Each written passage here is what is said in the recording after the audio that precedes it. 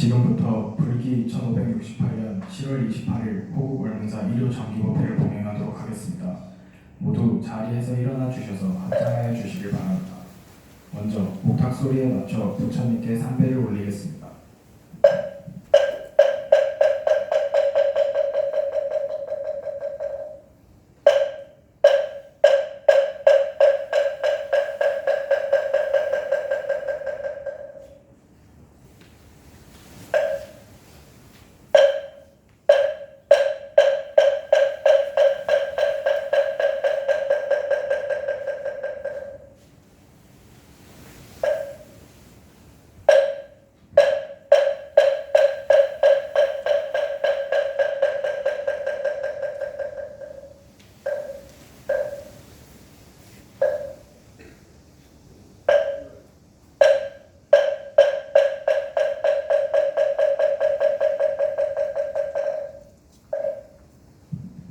먼저 불법승 사모님께 귀의하는 삼귀를 같이 부르도록 하겠습니다.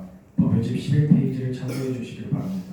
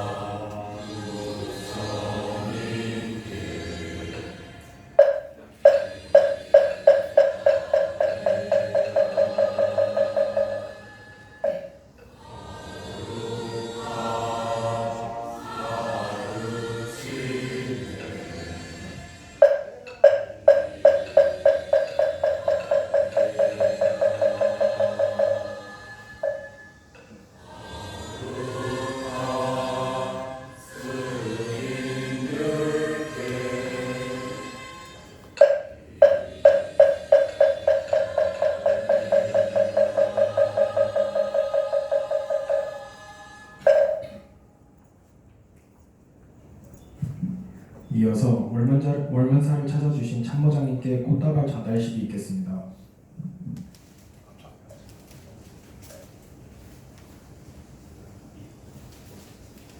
우리 참모장님께 환영의 박수 부탁드립니다.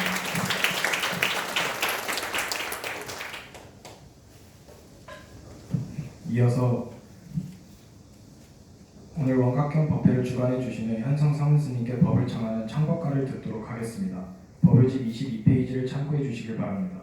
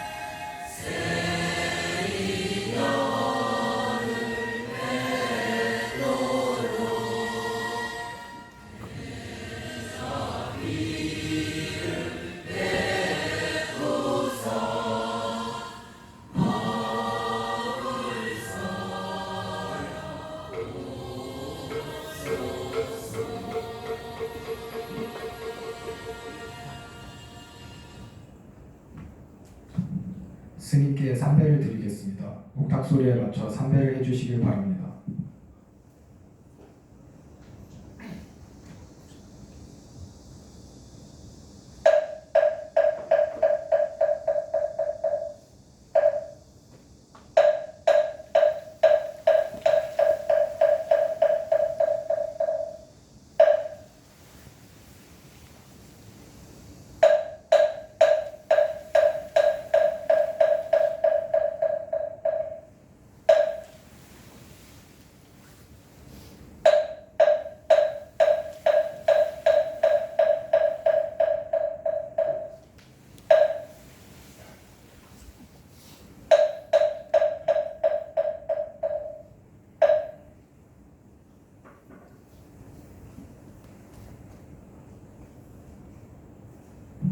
모두 자리에 앉아주시길 바랍니다. 설법을 듣기에 앞서 입장이 있겠습니다. 허리를 곧게 펴서 자세를 바로잡으시고 마음을 차분하게 하여 주시길 바랍니다.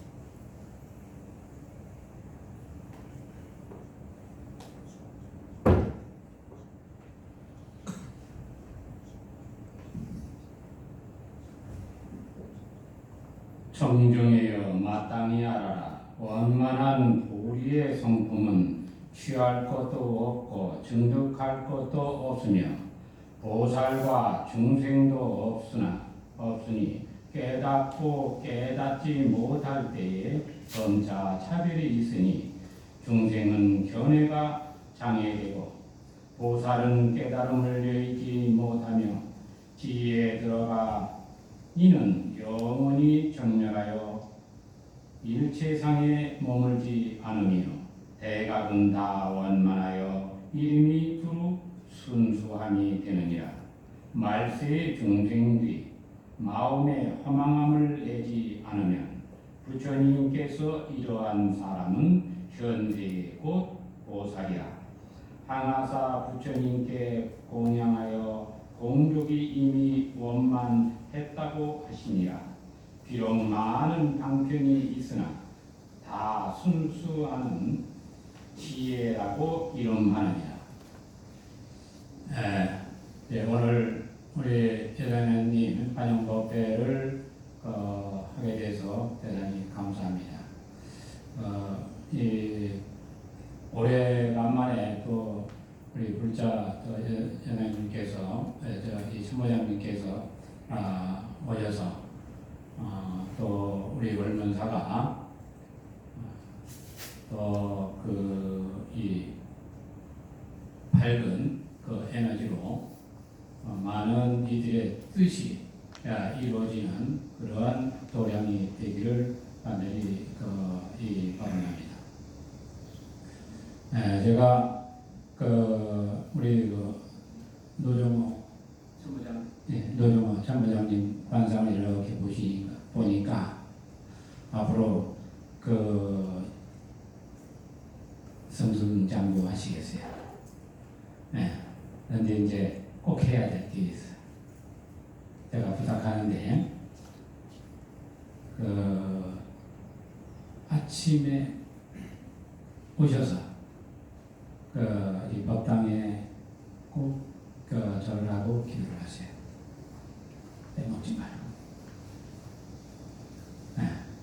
그러면 좋은 인연이 될 거예요. 네. 제가 여자님한테 이제 할 말은 다 했어요. 네. 제가 이제 원각법회를 이제 올해 이렇게 이제 하게 되는데, 먼저는 청정의 보살장을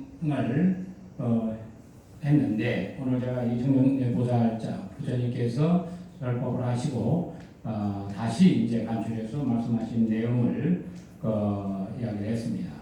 이 청정의 이 보살이라고 하는 보살, 보살이라고 보통 우리가 얘기를 하면 어떤 대상, 인격 대상들로 이렇게 생각을 하는데, 보살이라고 하는 것은 어떤 대상이 아니고 길에 대한, 길을 제시하는 도라는 말로 표현을 하면 아마 맞을 거예요.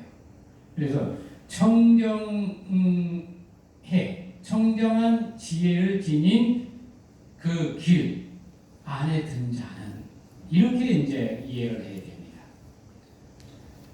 예, 이 불교에서 많은 보살과 부처님의 명호도 많고 한데, 그거를 어떤 형상화된 모습으로 이해를 하게 되면 그건 이 상에 떨어져 있는, 우리가 이제 부처님이 계셨을 때는 우리가 이 정법지대학하고, 부처님이 좀 이렇게 가시고 나서 500년이 지나서는 이제 상법시대학하고, 그 다음 지나서는 이제 말법시대라고 해요.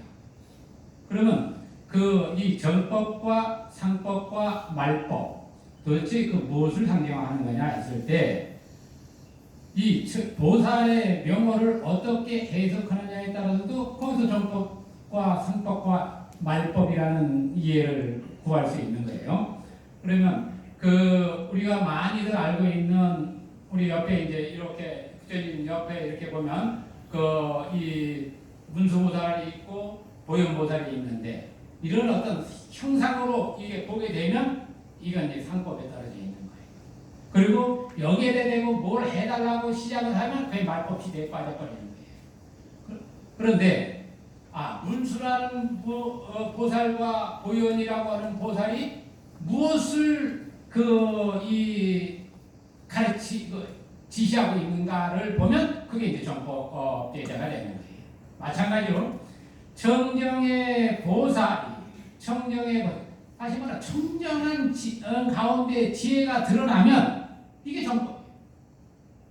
그럼 이 보살이라는 명호를 가지고 어떤 형상화되어 있는 것에 떨어지지 않고 나의 삶을 아주 청정하게 길들여가고 닦아나갈 때 자연스럽게 지혜가 드러나니까 두말할 여유가 없는 거죠. 이렇듯 여기에서 이 원각에서 12보살을 등장시켜서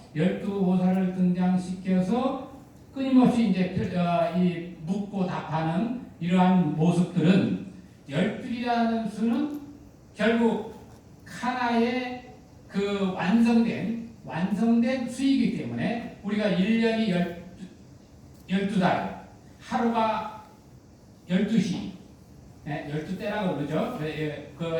지금은 24시라고 얘기를 하는데, 예전에는 자축인묘 진사오미 신유술 해서 12대로 가요. 그래서 하루가 쭈광 내서 보는 게 아니라 하루를 12대를 한꺼번에 다 봐버리는 것이 원각이에요. 그럼 우리가 살고 있는 이 세계 또 우주 법계 이것이 그대로 하나라. 그 하나가 드러나는 시점이 언제냐? 바로 청정한 지혜가 드러날 때라. 이게 이제 이 청정의 보살이 등장되면서 부처님한테 묻고 부처님이 답하는 그 이치가 바로 요 청정의 보살이라는 그것으로 함축되어 있는 거예요. 우리가 책을 뭘 하든 간에 그 제목은 전체를 담고 있는 거란 말이죠. 그리고 하나의 제목, 그 다음에 이 부제들이 쭉 이렇게 있는데, 원각이라고 하면 우리가 온 그 온전한 상태, 온 모든 것을 담고 있는 것이기 때문에 이 원각이 다른 말로 일불이라고 이해를 하면 돼. 일불사상. 오직 부처님. 오직 부처다. 보살이라고 하는 것은 이것은 이 깨달음으로 이끄는 계시이기 때문에 그 길 안에 들어가 있느냐 아니냐는 그게 바로 지라는 거예요. 땅이라는 거예요. 청정한 가운데 들어있으면 자연스럽게 해가 들어간다. 그것을 비유로 어떻게 설명하냐면 물이 이렇게 흐려. 네, 물이 흐린데 물을 움직이지 않고 가만히 놔두면 어떻게 돼? 찌꺼기는 무거운 거는 밑으로 가라앉고 맑은 물만 위에서 보여요. 그러면 거기에는 오만 산이 다 드러나 있죠. 이게 드러나 있는 그것이 바로 해란 말이에요. 그래서 그러면 어떻게 해야 되느냐 했을 때 움직이지 마라. 무엇을? 마음을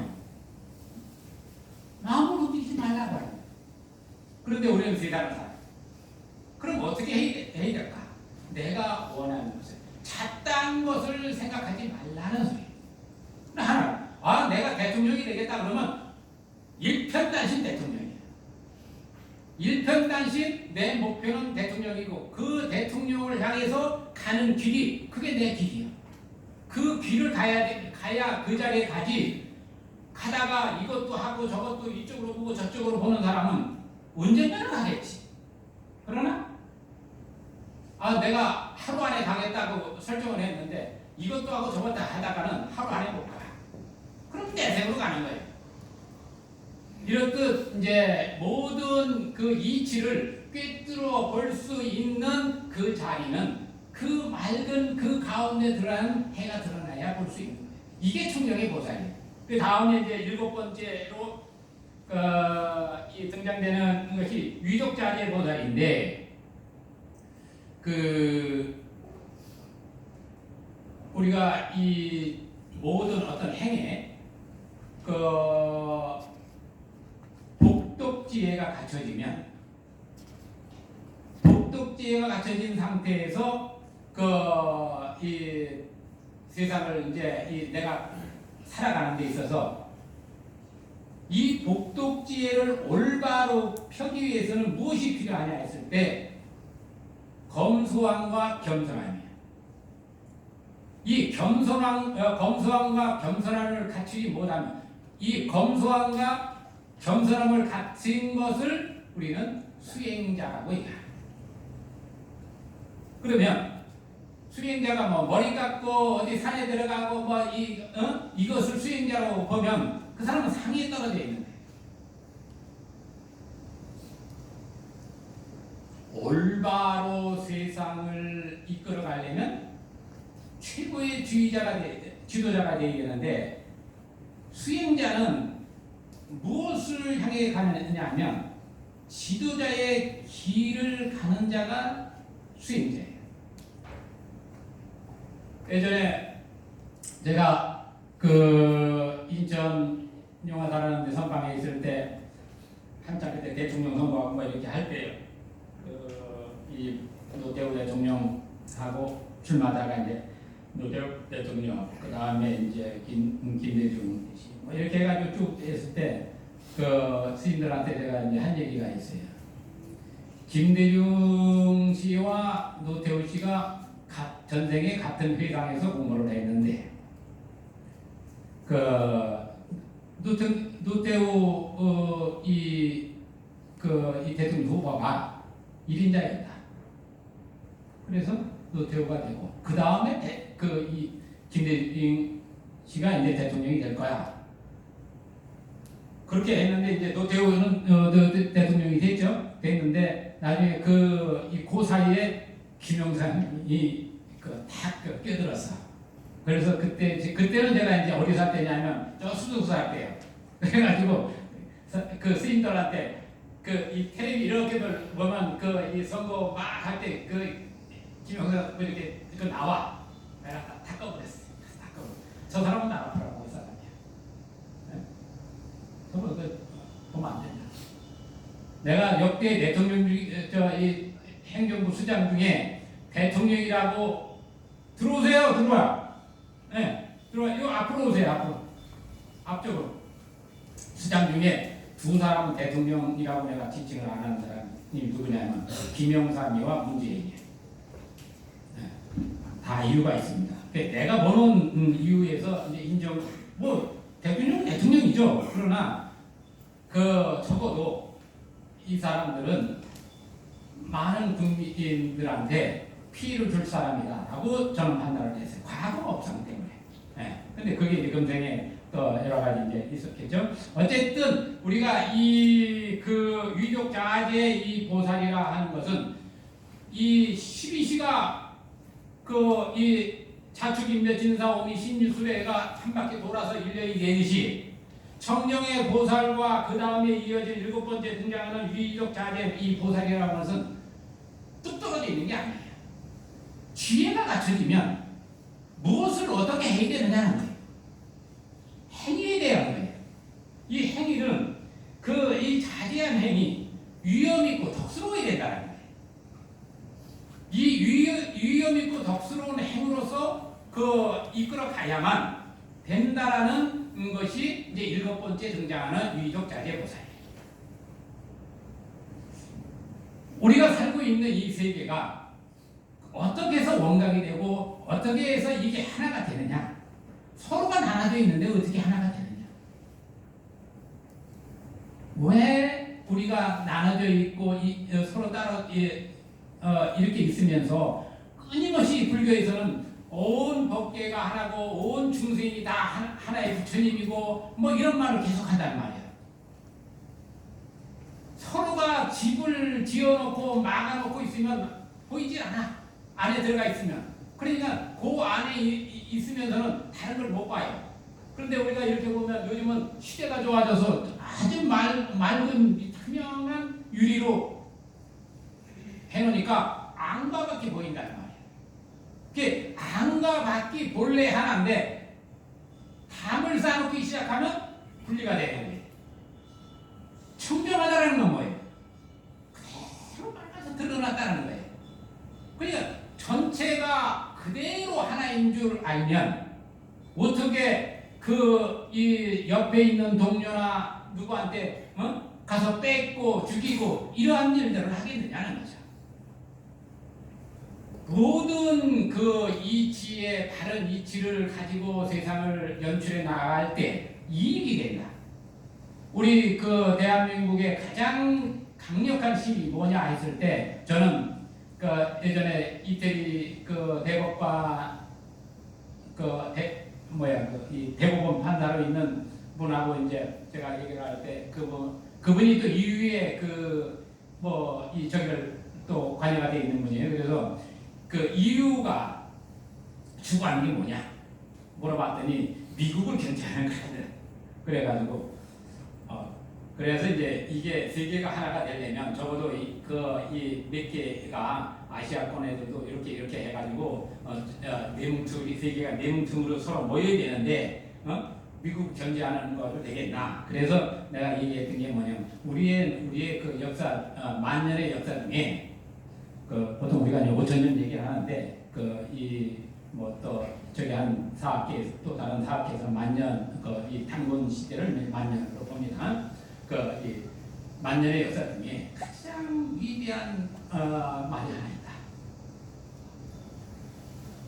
홍익인간이라는 말과 제세이화라는 말이 있는데 널리 사람을 이익되게 하고 이 세계에 이 세상을 아름답게 이제 만들어 간다라고 하는 건데 요게 불교적인 데서는 뭘 얘기하냐면 전륜성학을 얘기하는 세계를 덕으로 이 통일하는 전륜성학. 서가모니 부처님이 태어났을 때 두 가지 예언이 세상에 머무르면 전륜성왕이 되고 출가를 하면 상계 대도사가 된다고 예언을 했단 말이에요. 그 예언을 받았는데 사마리 부처님은 출가를 했어요. 출가를 해서 상계 대도사, 우리가 살고 있는 지금 이 시대를 연화장 세계, 연화장 세계의 교주로서 이 자리를 하게 됐던 거죠. 그러면 이러한 그 자리를 어떻게 완성시켜 나가느냐 했을 때 그걸 드러낸 것이 이 바로 원각경이 얘기하는 12보살을 통해서 설명을 하게 되는 거예요. 위격자재 보살이 이 부처님께 묻는데, 대비하신 세종께서 널리 너희들을 위하여 이와 같이 온갖의 성품의 수선함을 널리 분별하시어 보살들로 하여금 마음의 강명을 깨닫게 하시니 부처님의 원음을 받아서 닦아 익히지 않고도 좋은 이익을 얻었습니다. 네? 이제 원음이라는, 여기서 원음이라는 것 좀 한번 설명할게요. 원음하면 우리가 무엇을 얘기하냐면 장애가 없는 소리를 말해요. 뭐 벽과 벽도 장애도 없지만 사람이다, 무슨 새다, 식물이다, 뭐 동물이다, 뭐 이런 이 각각의 류의 장애가 없어요. 저 미물까지도 부처님의 이 설법한 말은 다 알아들 수 있는 거예요. 뭐 요즘 뭐 이렇게 통역기가 필요 없는 거죠. 네. 각자의 업에 따라서 그대로 그 업을 그대로 통과해서 그 뜻을 전해주는 거예요. 그러면 이건 뭘 얘기하냐면 하나라고 하는 데에서 벗어나지 않아요. 하나니까. 이게 이제 원음의 이 원음을 소리로 이렇게 이해를 하면 안 돼요. 원음이라고 하는 것은 그 뜻이 올바로 그대로 전해지는 소리가 퍼져나가기 이전의 것이라고 보면 돼요. 이렇듯 이제 이 원음에 대해서 좀 이해를 하시고, 세존이시여 비유하면 큰 성에 밖으로 내문이 있어 소를 있어서 방수에 따라 오는 이가 한 길에 그치지 않은 것 같아서 일체 보살이 불국토를 장엄하고 보리를 이루는 것도 한 가지 방편만이 아닙니다. 이것이 이제 84,000 대장경이라고 하는 그런 이 경전이 설해지는 연유가 돼요. 길은 어느 목적지에 도달하기 위해서는 방수라는 이 방향이란 말이에요. 동서남북 어디든지 수많은 길이 있는데 그것을 84,000이라고 하는 표현을 했어요. 이게 84,000이라는 표현은 뭐냐면 12자리나 똑같은 말이에요. 어디에 있든 그 목적지를 향해서는 다 길이 있다는 소리예요. 84,000이 하나의 하나를 쪼개서 놓은 거라고 하면 그 원각은 12로 쪼개놓은 거와 같은 거예요.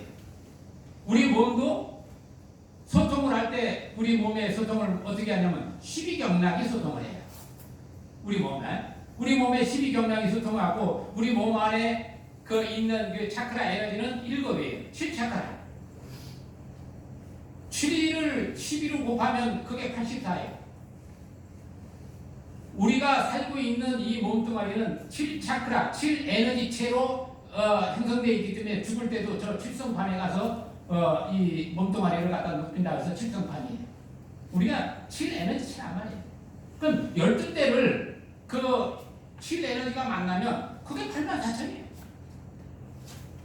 불교가 어려운 게 아니라 어떻게 이해를 하느냐가 중요한데 그 이해를 못하니까 이렇게 이제 84,000이라는 말을 등장되고 또 이 12연기법을 12연기법도 똑같아. 그 하나를 그냥 쭉 벌려놔서 12개로 설명해 놓은 거예요. 이 원각도 열두 보살이 등장되는 것은 열둘이라는 그 시간성, 우리가 하루를 설명할 때 하루 그러면 그 하루를 어떻게 이 설명할까 하니까 12개로 나눠서. 그럼 우리 인생은 어떠냐? 우리 삶도 그 12대가 있어가지고 사춘기가 있어. 그 사춘기가 뭐냐면 계절마다 있는 환절기를 사춘기라고 하는 거예요. 사춘기가 그 어릴 때 일어난 사춘기만 보면 안 돼요. 나이 들어서 그 초중 장년 해가지고 쭉 이 변화가 크게 일어나는 건데 이 사춘기를 잘 보내야 인생이 아름답다 이거예요. 그러면 여기는 젊은 분들이 있는데 나는 이제 사춘기 지났어. 그렇지 않아요. 또 와. 네. 봄에서 여름을 넘어가는데 한 번 오고 여름에서 가을에 넘어가는데 또 하나 있고 가을에서 겨울로 넘어가는 데가 또 하나 있고 겨울에서 봄으로 넘어가는 데 또 있단 말이에요. 이게 빙빙 돌아. 에? 하루가 빙빙 도니까 내일 또 아침에 일어나면 여러분 또 일어나야지. 잠자고. 인생이 그런 거예요. 그런데 복이 축출해야 내가 이 몸뚱아리를 가지고 아침에 뻘떡 일어나지. 복이 안 되면 몸뚱아리 아프고 때로는 밤사이에 안녕해버린단 말이에요. 인생도 똑같은 거예요. 그런데 우리는 환생한다, 전생이 있느냐 없느냐, 이거 가지고 이게 전생이 있느냐 없느냐는 조금 자기가 자기 이 관찰만 해도 내 전생에 이 형상들을 볼 수가 있는 거예요. 그거를 증명해야 된다, 뭐 한다 하니까 복잡해지는데 전생이라는 건 뭐냐면 이미 내가 진육이 있는 이 업상이 바로 전생이야. 이게 지금 눈에 보이는 이 대상들이 다 전생이란 이거 누구의 모습이야? 내 모습. 지금 이게 여기 있는 모든 분들이 누구의 모습이냐? 내 모습이 투영된 거예요. 그러면 이게 이제 나중에 유식사상으로 나오는 겁니다. 그리고 이제 오늘 최 박사님이 오시기로 했는데 허리가 안 좋아져가지고 어저께 병원 가서 하느라고 어저께 전화가 왔어요. 스님 도저히 아무래도 안 되겠다고.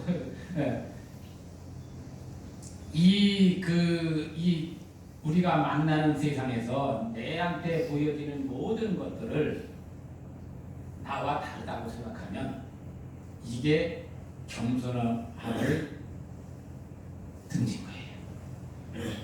이 검소함은 세상을 평화롭게 하는 거예요. 검소하지 못하면 먹고 이 누리는 걸 가지고 싸움을 해. 그게 이제 전쟁이 되는 거예요. 요만큼만 가지고도 살아가는데 자꾸 이 위장을 늘리다 보니 계속 채워주면 어떻게 배가 점점 늘어나. 그래가지고 위가 늘어나니까 그것도 채워야 돼. 가득 채워. 잔뜩 채우고 포만감 딱 지나가면 뭐 이건 이제 늘어나 있고 더 채워야 또 되는 거예요. 그런데 조금씩 먹어버릇하면 그냥 그거 좀 유지가 돼. 많이 먹으면 많이 싸니까. 작게 먹으면 그것을 다 쪼개서 이 영양분으로 흡수를 해버린단 말이에요.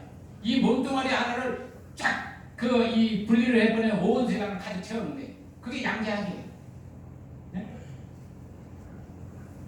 그런데 여러분이 이 몸뚱아리를 가지고 있는 것은 우주 복귀를 여러분이 함축해 놓은 거예요.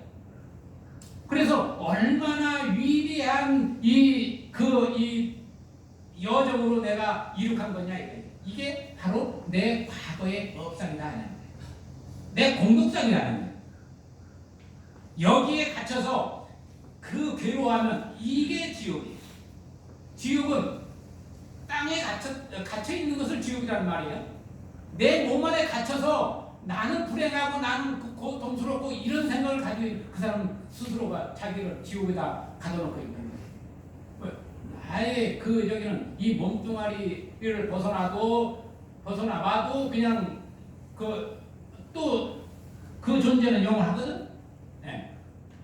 그래서 이 위독자재 이 보살이 어떻게 또 이제 세상을 살아가야 되느냐? 그럼 오직 오나오니 세종께서 널리 저희들을 위하여 일체 방편 점차와오로 수행하는 사람이 모두 몇 종류가 있는지 말씀하셔서 이 모임의 보살과 말세 중생들로서 대승을 구하는 이로 하여금 속히 깨달음을 얻어서 열의 대정멸바다에 논이게 하소서. 이렇게 해가지고 이제 오제 처지를 하고 세 번 이 거듭청했다고 합니다. 그럼 세 번을 거듭청하는 것은 뭐냐면 불교에서 세 번이라는 것은 어떤 것을 청할 때 세 번은 무조건 들어주는 거예요. 그게 관례예요.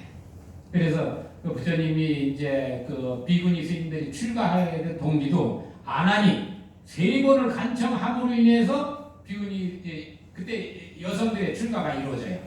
그때까지는 여성 출가를 이렇게 하지 않았었는데 그러면 그러면서 어떤 현상이 일어났냐? 부처님이 여성의 출가가 이루어지지 않았으면 부처님의 정법이 1000년을 유지합니다.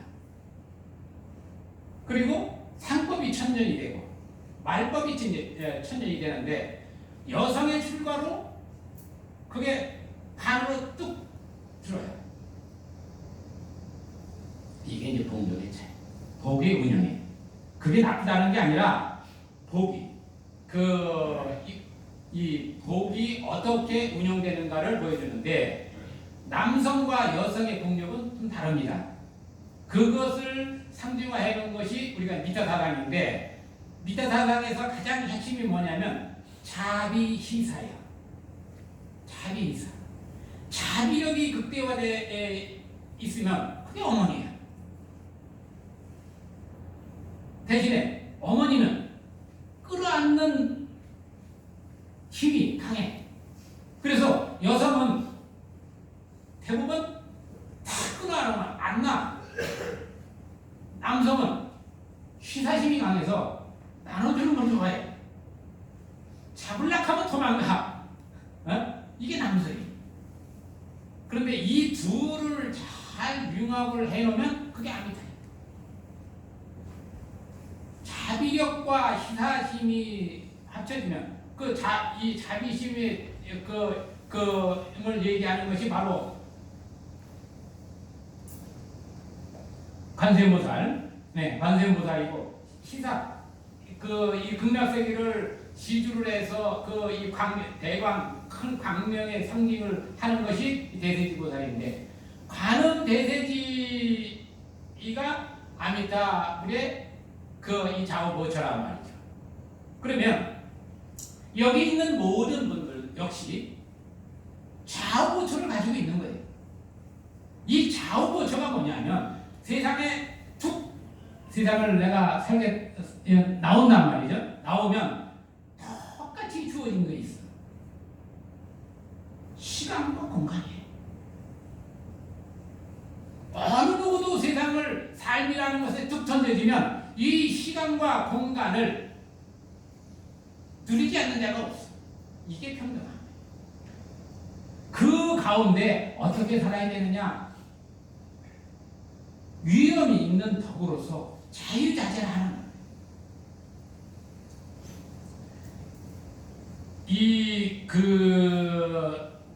어떠한 언어, 아마 위독자재 보살 그러면 요것을 전체 이렇게 위독자재 보살장을 설하는 것을 함축해 놓은 거예요. 이거를 말하면 요게 시가 되는 거예요. 시를 조금 벌려놓으면 수필이 되고 수필을 더 각색해서 이것도 집어넣고 없는 것도 집어넣고 막 하면 그게 소설이 돼요. 이런 또 이제 우리가 이 원각이라고 하는 원각경이라고 하는 이 경의 주 제목의 이해를 못하면 이